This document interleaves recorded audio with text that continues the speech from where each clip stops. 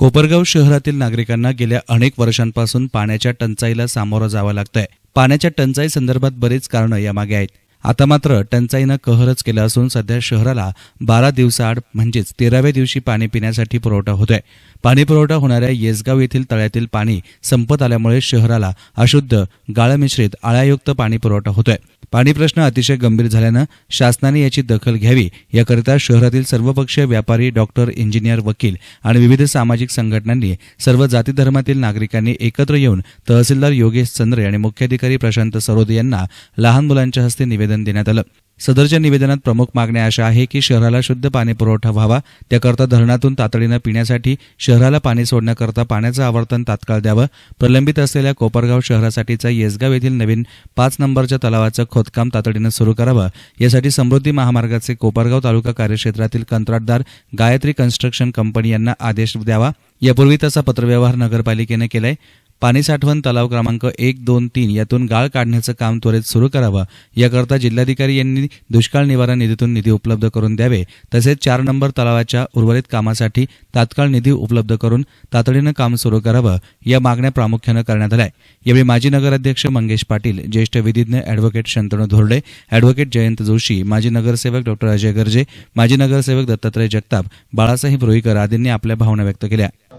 कोपरगावला आता जे पाण्याचं संकट आलंय, 13 दिवसाआड पाणी होतंय, लवकरच हे पाणी 15 दिवसाआड 20 दिवसाआड होईल असं नगरपालिकेने सुतोवाच केलेले आहे। नागरिकांचे, महिला भगिनींचे, सर्व जनतेचे खूप मोठ्या प्रमाणात पाण्याची हाल होत आहे। आता जे शेवटचं पाणी येत आहे ते गाळ मिश्रित येत आहे, त्याच्यात किडे आहेत, त्याच्यामुळे आजाराचं प्रमाण खूप मोठ्या प्रमाणात वाढत आहे। तर काल जी आपली कोपरगावच्या सर्व जनतेची, नागरिकांची जी मीटिंग झाली त्याच्यातून असं ठरलं की आज 11 वाजता आपण तहसीलदारांना, मुख्याधिकाऱ्यांना निवेदन द्यायचं। त्याच्यात त्यांना मागणी करायची पहिले की आपण कलेक्टर साहेबांना इथं बोलून विनंती करा कोपरगावला या ठिकाणी येण्यासाठी, आणि नाशिक आयुक्तांना सांगून पाटबंधारे विभागाच्या की आपण तातडीने पाण्याचे जे आवर्तन आहे ते पुढच्या महिन्यात सुटणार आहे, तर ते आवर्तन आपण आता तातडीने सोडा, म्हणजे आता जी जनतेची हाल होती आहे ती हाल होणार नाही। त्याचबरोबर सगळ्यात महत्वाचा जो विषय आहे की जे येसगावचे जे आपले तळे पाण्याचे, तर त्या तळ्याचं 5 नंबरचे जे नवीन तळे ते समृद्धी महामार्गाचे कॉन्ट्रॅक्टर ते काम करणार होते, परंतु अद्याप त्यांनी का काम चालू केलं नाही। त्यांनी काम चालू करावं याबाबत नगरपालिकेने त्यांच्याशी पत्रव्यवहार केलाय। तर हे मोठं काम जे मुख्यमंत्र्यांचं ड्रीम प्रोजेक्ट आहे ते कोपरगाव तालुक्यातून तो जात आहे, आणि तरी 1 लाख लोकसंख्या असणाऱ्या एवढ्या नागरिकांच्या बाबतीत विचार केला जात नाहीये। ते काम अजून का सुरू झालं नाही, तर ते चालू करण्यासाठी आपल्याला तहसीलदारांना विनंती करायची आहे। त्याचबरोबर आपले जे आधीचे तळे आहेत 1 नंबर, 2 नंबर, 3 नंबर, त्या सर्व तळ्यांचा गाळ कलेक्टर साहेबांना अधिकार आहे, त्यांच्या दुष्काळाचे भरपूर प्रमाणात निधी येतात, तर तातडीने आपण ते निधी द्यावे व एक तळ्याचे जसं जसं कोरडं होईल तसं तसं त्याचा गाळ तातडीने काढावा, यासाठी आपण या ठिकाणी आलेलो आहे। काल सांगताना प्रत्येकाने आपले आपले मत मांडले। जनता या बाबतीत खूप प्रक्षुब्ध आहे, म्हणून कोपरगावचे प्रमुख, आपल्या तालुक्याचे प्रमुख म्हणून तहसीलदारांना आपण हे निवेदन देण्यासाठी इथं आलोय की आम्ही नागरिकांची, व्यापाऱ्यांची, वकील, डॉक्टर लोक, स्लम एरियातले लोक, सर्व नागरिकांची कोपरगाव बेमुदत बंद करायची जवळजवळ तयारी झालेली आहे। आणि जर हे काम लवकरच आपण मार्गी नाही लागलं, तळ्यामध्ये जर लवकर पाणी सोडलं नाही, तर आम्ही 29 तारखेला जे मतदान आहे तर त्याच्यावर बहिष्कार टाकायचा विचार जनतेमध्ये सुरू झालेला आहे। पाण्याची, कोपरगाव शहराची पाण्याची स्केर्सिटी पाहून ताबडतोब धरणातून पिण्यासाठी 15 तारखेपर्यंत पाणी सोडावं। दुसरी गोष्ट, 5व्या तळ्याचं काम ताबडतोब चालू करावं। तिसरी गोष्ट, समृद्धीच्या जो गायत्री कन्स्ट्रक्शन वाला आहे त्याला 5व्या तळ्याचं काम चालू करण्यासाठी आदेश द्यावा। नंतर सगळ्यात जर आपण ह्या कलेक्टर साहेबांनी आणि कमिशनर साहेबांनी ह्या मागण्या मान्य केल्या नाही, तर घटनेने 29 तारखेला आपल्याला मतदानाचा जो अधिकार दिलेला आहे तो अधिकार कोपरगाव तालुक्यातील आणि शहरातील लोकांनी वापरायचा का नाही याच्यावर विचार करावा लागणार आहे। आणि त्याच्यासाठी सगळ्यात महत्वाचं, कोपरगाव बंद करण्याची जर वेळ आली, 15 तारखेपर्यंत जर आपण पाणी सोडलं नाही तर कोपरगाव जर बंद करायची वेळ आली तर त्या कोपरगाव बंदला सगळे कोपरगाव वासी, कोपरगाव शहरातील तमाम लोक सामील होतील असं निवेदनामध्ये म्हटलेलं आहे. फक्त ज्या भावना आहेत पाण्याच्या विषयी त्या आपण देण्याकरता आपण निवेदनामध्ये लेखी स्वरूपात दिलेलं आहे. ही गावातील सगळी प्रातिनिधिक स्वरूपात व्यापारी असतील, कर्मचारी असतील, झोपडपट्टी भागातला राहणारा नागरिक असेल, वकील, डॉक्टर, इंजिनियर्स, विद्यार्थी हे सगळे आपल्या भावना व्यक्त करण्यासाठी माननीय तहसीलदार हे महाराष्ट्र शासनाचे प्रतिनिधी आहेत. या भावना ज्या निवेदनामध्ये व्यक्त केलेल्या आहेत आणि आपणही ते अनुभवतात. 12 दिवसानं आणि पाण्याची येणारी अनुपलब्धता हा काय एकटा आपला नाही, माननीय तहसीलदार सुद्धा साहेब सुद्धा आपल्याच कोपरगाव शहरामध्ये राहतात, त्याही आपल्या भावना जाणून आहेत.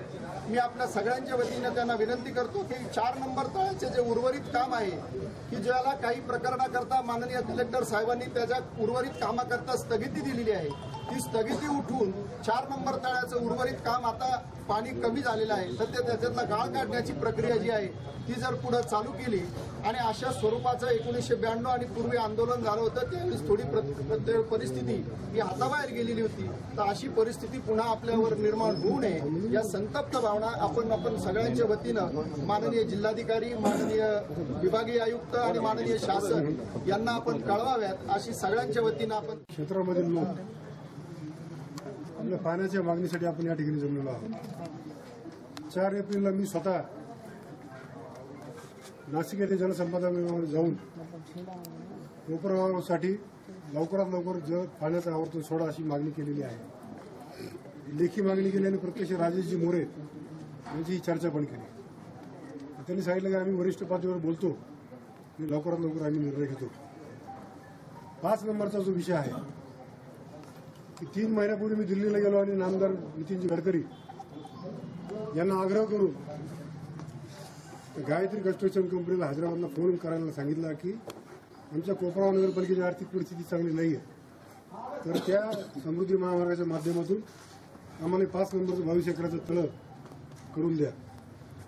त्याच्यानंतर आजपर्यंत आम्ही 24 तास मुख्याधिकारी आणि मी 5 नंबरचं लवकरात लवकर कसं होईल या प्रयत्नामध्ये आहोत. मध्यंतरीच्या काळामध्ये एक सर्वसाधारण सभा झाली, त्या मिटिंगमध्ये सुद्धा सर्व पक्षांच्या सर्व नगरसेवकांनी या 5 नंबरसाठी सर्वानुमते तो ठराव आपण मंजूर केला. त्याच्यानंतर अनेक वेळा पत्रावर आपण केला. जो अंतिम पत्रावर आपण जो केलेला आहे ते आपल्याला माहिती म्हणून सांगितलंच पाहिजे की 5 नंबरचं जे तळ आहे ते तळ्यासाठी आम्ही स्वतः जाऊन मुख्याधिकारी मी आणि काही कार्यकर्ते जलसंपदा विभागाकडून आपण कंट्रोल ब्लास्टिंग करण्याची परमिशन सुद्धा आपण आणली आणि आपण आता त्या प्रोजेक्ट मॅनेजरला आपण पत्र दिलेलं आहे की लवकरात लवकर तुम्ही हे काम सुरू करा. याच्या मोबदल्यामध्ये आम्हाला 1 रुपया सुद्धा तुम्ही आम्हाला देऊ नका, तुम्हाला पाहिजे तेवढा रॉक तुम्ही त्या ठिकाणून घेऊन जा. आणि जी काही रिस्क त्यांना जी वाटते ती रिस्क आम्ही घ्यायला तयार आहोत, अशा पद्धतीचं आपण त्यांना पत्र दिलेलं आहे. आणि आता मी तहसीलदाराशी आतमध्ये गेल्यानंतर परत बोललो. तहसीलदार आता त्याच मिटिंगसाठी पंतप्रधान परवा येणार म्हणून प्रांतसाहेबांनी मिटिंग बोलवली आहे. त्याच ठिकाणी माझ्या समोर त्यांनी गायत्री कन्स्ट्रक्शनला फोन लावून त्याच्या अधिकाऱ्यांना सुद्धा त्या ठिकाणी बोलून घेतलेलं आहे. आणि मला अशी खात्री आहे की पूर्णपणे खात्री आहे की आपल्या सर्वांच्या या सर्व प्रकारच्या दबावाला आणि आपल्या सर्वांच्या प्रयत्नाला यश येऊन 5 नंबरचं लवकरात लवकर मार्गी लागेल याची मला पूर्णपणे खात्री आहे. तर शासनाच्या वतीने तहसीलदार योगेश चंद्रे आणि मुख्याधिकारी प्रशांत सरोदे यांनी शहरातील नागरिकांच्या भावना तीव्र स्वरूपात असल्याचे जाणून आपण शासनाकडे यापूर्वी केलेले पत्रव्यवहार आणि मागणी उपस्थित नागरिकांना समजावून सांगून आपण तात्काळ शासन दरबारी वरिष्ठ अधिकाऱ्यांना मागण्यांचं निवेदन पाठवून तात्काळ कारवाई व्हावी याकरता प्रयत्न करणार असल्याची ग्वाही दिली. सर्वात प्रथम जे काही आहे ते धरणामधून पाणी सोडून आपल्या त्या टँकमध्ये जर साठवलं तर कमीत कमी जो टँकचा जो काही प्रश्न आहे किंवा पाण्याचा जो प्रश्न आहे तो तातडीने सोडवण्यासाठी हा पहिला मुद्दा जो आहे तो अतिशय महत्त्वाचा आहे. त्याचा गांभीर्याने जर विचार केला तर त्या आमच्या स्तरावरून आजच मी कलेक्टर साहेबांसोबत या संदर्भात बोलणार आहे. आणि या अगोदरही जे काही निवेदन या ठिकाणी प्राप्त झालं होतं त्याच्या अनुषंगाने माननीय जिल्हाधिकारी साहेबांसोबत चर्चा करून त्यांनी उपविभागीय अधिकारी शिर्डी यांच्या अध्यक्षतेखाली एक कमिटी नेमलेली आहे आणि त्या कमिटीने तात्काळ याच्यावरती निर्णय घ्यावा याच्या संदर्भात त्यांनी या ठिकाणी निर्देश या ठिकाणी दिलेले आहेत। त्यात हा जो मुद्दा होता ह्या मुद्द्याचा समाविष्ट नव्हता, तर त्या अनुषंगाने किंवा आजच्या निवेदनाच्या अनुषंगाने या मुद्द्याचा तात्काळ जर त्याच्यामध्ये समाविष्ट झाला तर हा मुद्दा आपल्याला लवकर सोडवता येईल, जेणेकरून पाण्याची समस्या जी आहे ती आपल्याला तात्काळ त्याच्यावरती पर्याय उपलब्ध होईल आहे की पाणी आपण जर लवकर सोडलं तर तातडीने हा जो प्रश्न मिटण्यासाठी त्याचा उपयोग आपल्याला या ठिकाणी होणार आहे। तर ह्या मुद्द्याचा प्राथमिकपणे विचार करून त्याच्यावरती आपल्याला उपाययोजना कराव्या लागतील हे समितीसमोर आज मी या ठिकाणी मांडणार आहे। त्याच्यामुळे समिती त्याच्यावरती तातडीने निर्णय घेईल। त्याच्यावरती जर निर्णय झाला तर बाकीचे आपले जे 3-4 मुद्दे आहेत त्याला थोडा वेळ लागला तरी आपली तातडीने जी पाण्याची समस्या जी आहे ती लगेच आपली या ठिकाणी सुटणार आहे किंवा सॉल्व्ह होणार आहे। त्याच्यामुळे जलसंधारण विभाग नाशिक यांच्याशी आम्ही वारंवार संपर्क केला आहे आणि लवकरात लवकर पुढचं रोटेशन मिळावं यासाठी 3दा पत्रव्यवहार केलेलं आहे आणि स्वतः जाऊन समक्ष अध्यक्ष साहेब पण स्वतः भेटून आलेले आहेत आणि लवकर एप्रिलला केले पुढचं रोटेशन मिळावं आमची ती तयारी सुरू आहे। दुसरं 3 नंबर 5 विषयी आम्ही गेल्या 4 महिन्यापासून संबंधित गायत्री कन्स्ट्रक्शन यांच्याशी पत्रव्यवहार केलेला आहे। त्या संदर्भात जनरल मीटिंग समोर विषय ठेवला होता। सर्वसाधारण सभेने सर्वांमध्ये मंजुरी पण दिलेली आहे। थोडासा प्रॉब्लेम त्यांचा ट्रान्सपोर्टेशन आहे त्याच्याबद्दलही आमची प्रांत साहेब आणि तहसीलदार साहेबांची चर्चा झालेली आहे। लवकरच याचा मार्ग निघेल व त्याच्या संदर्भात त्यांच्याकडनं काम सुरू होईल अशी आम्ही अपेक्षा करतो। यासाठी सर्वांचं आपलं सहकार्य आवश्यक आहे। यानंतर आपण 5 नंबर त्यासाठी आमच्याकडे पूर्ण प्रयत्न करत आहोत। ती जर झालं तर आपली कृत्रिम पाणी टंचाई ती निश्चितच आपली दूर होईल। याप्रसंगी 15 एप्रिलपर्यंत पिण्याच्या पाण्याकरता आवर्तन न आल्यास आणि साठवण तळ्याचं काम त्वरित सुरू न झाल्यास कोपरगाव बंद करून येणाऱ्या लोकसभेच्या मतदानावर बहिष्कार टाकण्याचा इशारा यावेळी देण्यात आलाय। याप्रसंगी कोपरगाव ॲडव्होकेट बार असोसिएशनने देखील निवेदन दिलं। याप्रसंगी शहरातील व्यापारी, डॉक्टर, इंजिनियर, वकील, सर्वपक्षीय पदाधिकारी, कार्यकर्ते आणि विविध सामाजिक संघटना आणि ज्येष्ठ नागरिकांसह शहरातील नागरिक मोठ्या संख्येनं उपस्थित होते। न्यूज रिपोर्टर युसुफ रंगरेज, एसनान मीडिया, कोपरगाव।